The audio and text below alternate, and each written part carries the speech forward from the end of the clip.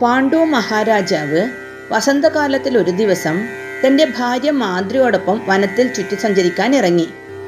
എങ്ങും വിരിഞ്ഞു നിൽക്കുന്ന പൂക്കളുടെ സൗന്ദര്യവും ഇളം കാറ്റിൽ അലയടിച്ചെത്തുന്ന അവയുടെ സൗരഭ്യവും ആസ്വദിച്ചുകൊണ്ട് നടന്ന ഇരുവരും ഒരു നിമിഷം വികാരവായ്പോടെ കിന്തമന്റെ ശാപവാക്കുകൾ മറന്ന് ആലിംഗനബദ്ധരായി. ആ നിമിഷം തന്നെ ശാപം ഫലിച്ചു. വെട്ടിയിട്ട വാഴത്തടി പോലെ പാണ്ഡുരാജൻ അവിടെ മരിച്ചു വീണു. പാണ്ഡുരാജന്റെ മരണവാർത്ത അറിഞ്ഞ കുന്തി ഓടിയെത്തി ഭർത്തൃശരീരത്തിൽ കിടന്ന് അവളും അലമുറയിട്ട് കരഞ്ഞു.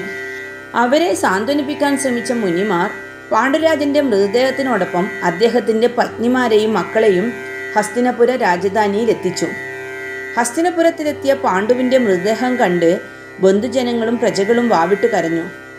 ധൃതരാഷ്ട്ര രാജന്റെ മേൽനോട്ടത്തിൽ പാണ്ഡുവിന്റെ മൃതദേഹം രാജോചിതമായി സംസ്കരിച്ചു. ഭർത്തൃമരണത്തിന് ഉത്തരവാദിയെന്ന് സ്വയം മനസ്സിൽ തോന്നിയ മാദ്രി പാണ്ഡുരാജന്റെ ചിതയിൽ ചാടി മരണം വരിച്ചു. ഉദകക്രിയകളൊക്കെ കഴിഞ്ഞ ശേഷം ബന്ധുക്കളെല്ലാം പിരിഞ്ഞു. അപ്പോൾ വ്യാസമഹർഷി തൻ്റെ മാതാവായ സത്യവതിയെയും കൂട്ടി കാട്ടിലേക്ക് പോയി. ഇനി നടക്കാൻ പോകുന്ന സംഭവങ്ങൾ കാണാൻ അമ്മ രാജധാനിയിൽ ഇല്ലാതിരിക്കുകയാണ് നല്ലതെന്ന് ജ്ഞാനിയായ അദ്ദേഹം കരുതിയിരിക്കണം. അംബികയും അംബാലികയും അവരുടെ കൂടെ പുറപ്പെട്ടു. ശേഷിച്ച ജീവിതകാലം അവരും കാട്ടിൽ തപസ് ചെയ്ത് കഴിച്ചുകൂട്ടി. കൗരവരും പാണ്ഡവരും ഹസ്തിനപുരയിൽ ഒരുമിച്ച് വളർന്നു. പഠനത്തിലും കളികളിലും പാണ്ഡവരാണ് മികവ് പ്രദർശിപ്പിച്ചിരുന്നത്. പാണ്ഡവരുടെ വളർച്ചയിൽ കൗരവർക്ക് കടുത്ത അസൂയ തോന്നി, പ്രത്യേകിച്ചും മൂത്തവനായ ദുര്യോധനന്.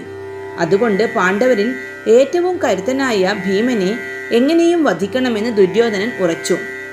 ഒരു ദിവസം കുട്ടികളെല്ലാവരും പുഴയിൽ ചാടി കളിക്കുകയായിരുന്നു. എല്ലാവർക്കുമുള്ള ഭക്ഷണ സാധനങ്ങൾ കരയിൽ ശേഖരിച്ചു വെച്ചിട്ടുണ്ട്. കളി കഴിഞ്ഞ് ഏവരും ഭക്ഷണം കഴിക്കാൻ കരയിൽ കയറി. ദുര്യോധനൻ ആരും അറിയാതെ ഭീമന്റെ ഭക്ഷണത്തിൽ വിഷം കലർത്തി. ശക്തനായ ഭീമൻ വിഷം അകത്തു ചെന്നപ്പോൾ ബോധം കെട്ടു തറയിൽ വീണു. കുട്ടികൾ എല്ലാവരും കൊട്ടാരത്തിലേക്ക് തിരികെ പോയെന്ന് ഉറപ്പുവരുത്തിയ ദുര്യോധനൻ കാട്ടുവള്ളികൾ കൊണ്ട് ഭീമനെ വരിഞ്ഞു കെട്ടി പുഴയിലേക്ക് തള്ളി.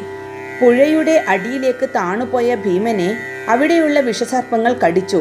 സർപ്പങ്ങളുടെ വിഷമേറ്റപ്പോൾ അകത്തുള്ള വിഷത്തിന്റെ വീര്യം കുറഞ്ഞ ഭീമന് കുറച്ചു നേരം കഴിഞ്ഞപ്പോൾ ബോധം തെളിഞ്ഞു.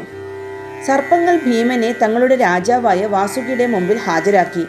കരുത്തനായ ഭീമനോട് സ്നേഹം തോന്നിയ വാസുകി ഒരു പാനീയം ഭീമന് കുടിക്കാൻ നൽകി. 1000 ആനകളുടെ കരുത്ത് ഒരുമിച്ച് ലഭിക്കാൻ ശക്തി നൽകുന്നതായിരുന്നു ആ പാനീയം.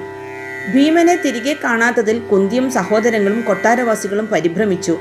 ഭീമൻ മരിച്ചുപോയെന്ന് മനസ്സിൽ സന്തോഷിച്ച ദുര്യോധനൻ ആ സന്തോഷം ഉള്ളിലൊതുക്കി